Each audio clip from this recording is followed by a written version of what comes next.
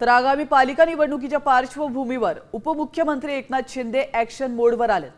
त्यांनी दक्षिण मध्य मुंबई मतदारसंघात आढावा बैठक घेतली आहे। मतदार याद्यांवर काम केली का, किती मतदार सक्रिय केले असं विचारत त्यांनी पदाधिकाऱ्यांची शाळा देखील घेतली आहे आणि अंतर्गत हेवेदावे ठेवू नका, सहकारी म्हणून एकत्र काम करा अशा सूचनाही त्यांनी यावेळी केल्या।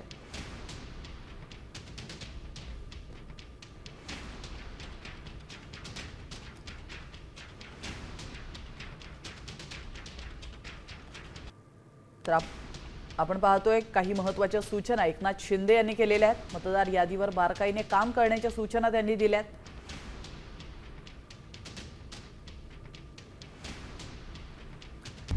आता isakal.com आहे देशातील नंबर 1 ची मराठी न्यूज वेबसाईट। प्रत्येक अपडेटसाठी isakal.com ला नक्की भेट द्या।